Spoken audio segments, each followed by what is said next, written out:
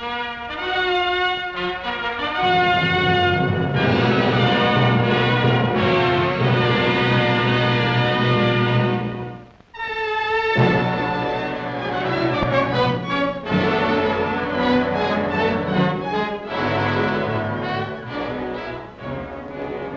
harvest time, and the golden fruit bounces along the roads of Malaya towards the canneries. Harvests are always happy, but with pineapples there's a sense of urgency too. Once the fruit is ripe, it's at its peak and must be canned in 24 hours, so there's not a moment to waste. Not all Malaya's wealth lies in tin and rubber, and in these days of uncertain markets, it's a wise country that spreads its resources. This is still a young industry, but already 20,000 acres are under cultivation, and more land is opening up every year.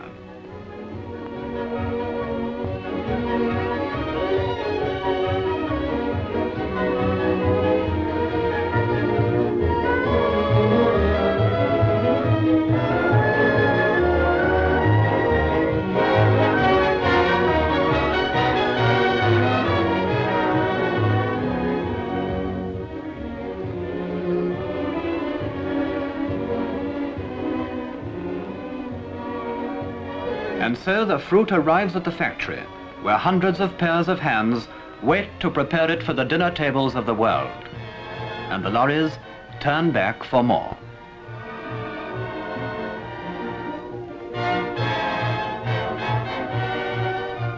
Here in the peatlands of Johor, on Malaya's west coast, the golden fruit ripens in the sun and soft moist air, until it's time for the golden girls to come with their knives and deft fingers to pluck it.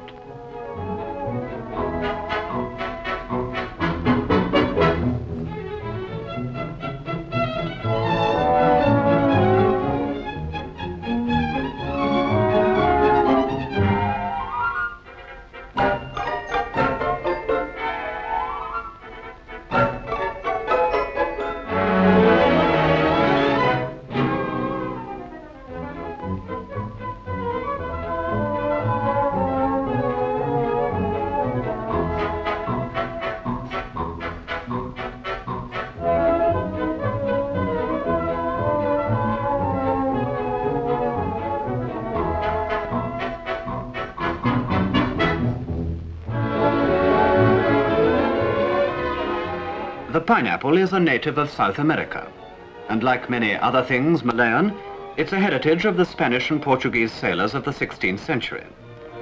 It settled happily in Malaya, as did some of the sailors, and soon spread over the peninsula, where it adapted itself to the different conditions and became a new variety, known and liked for its crispness and sweetness.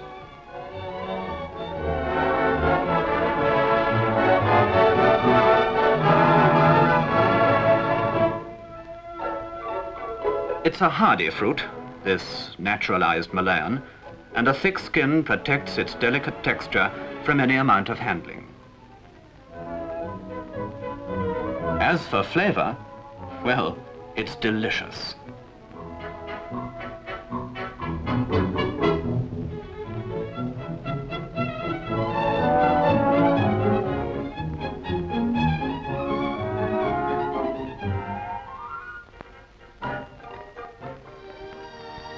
Most of the pineapple villages have been built in the midst of their acres, remote from towns, but they've been built with a care to all the needs of the 4,000 people who live there.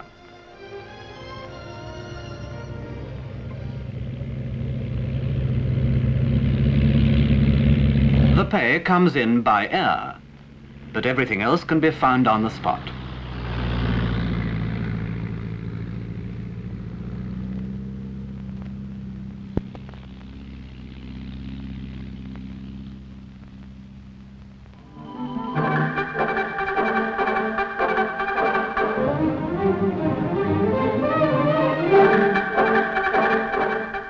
The management builds the houses, the shops, the clinic, the school, and the sports field. But after that, their influence ends. The workers can spend their wages as they like and make the kind of life they want.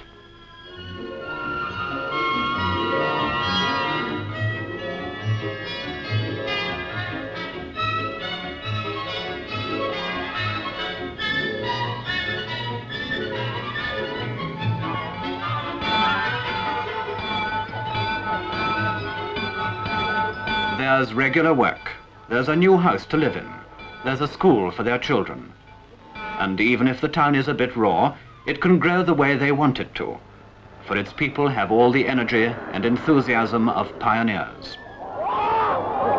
But we can't delay to look at the amenities because it's harvest time, and that means quick work to get the fruit canned before it's spoilt.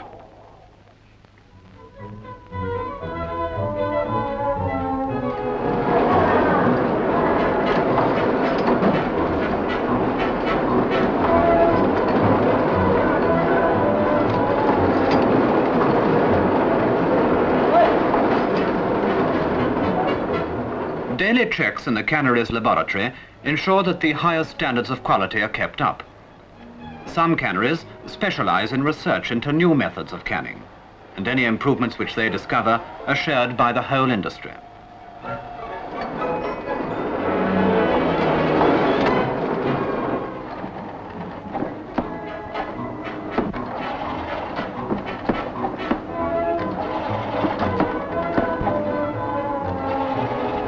During the last war, both factory and plantation of the Malayan pineapple industry went to rack and ruin.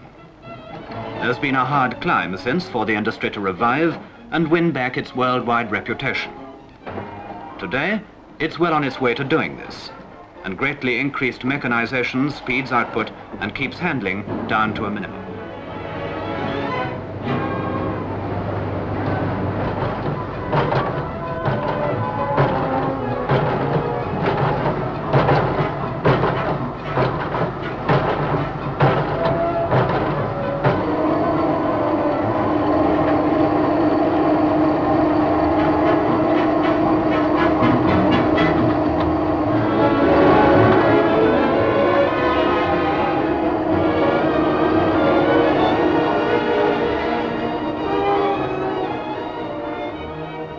The fruit is graded according to quality, each grade with its own brand, and it's treated in different ways to suit the requirements of a variety of markets. There are slices, cubes and chunks, salad cuts in wedges and fingers. There's juice for a pleasant drink, and there's pulp for confectionery uses.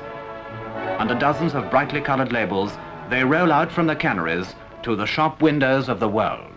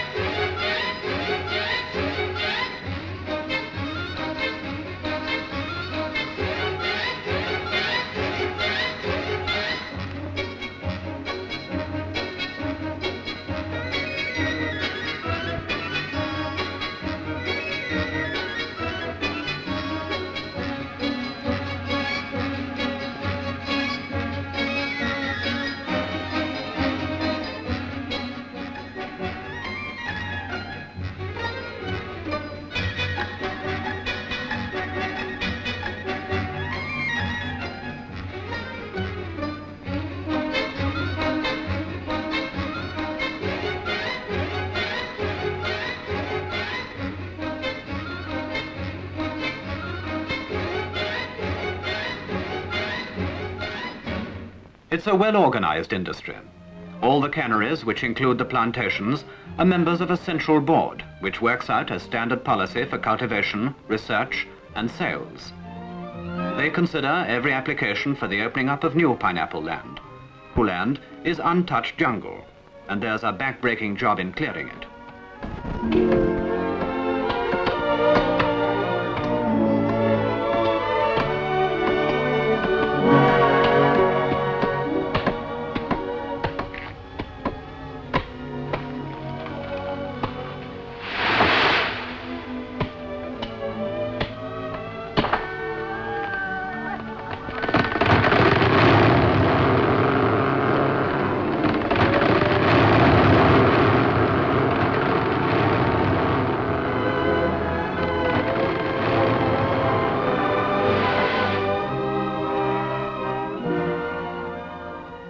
The timber isn't worth much and just has to be burned. This is peat soil. It won't grow strong trees, but with proper care, it will grow sweet pineapples.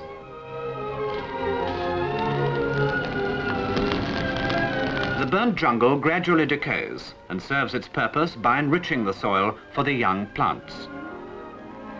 And then, as soon as it's clear enough, away goes the army of planters. There's no difficulty about planting material.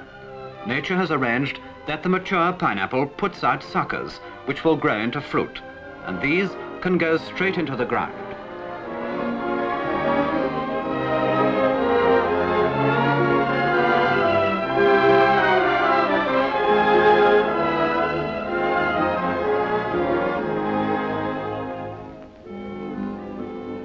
The young plants are tended with loving care and all that science can offer. The soil around them is constantly weeded so that no nourishment is lost.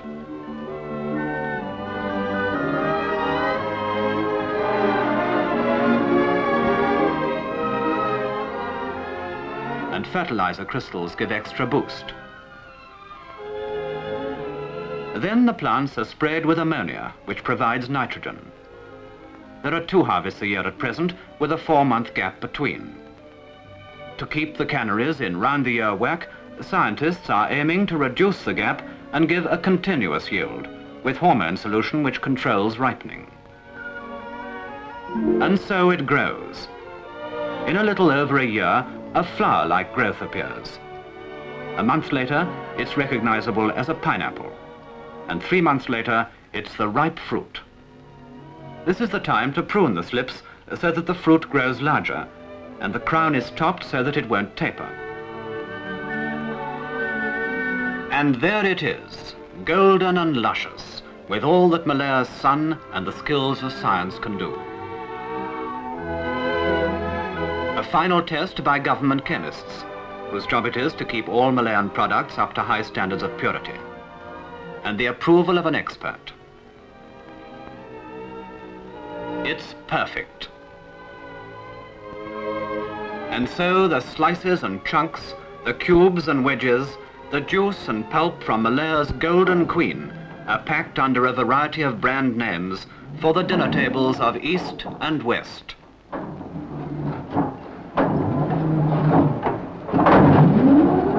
Pineapples from Malaya, ripened in the generous tropical sun and soil. And like the girls who grow them,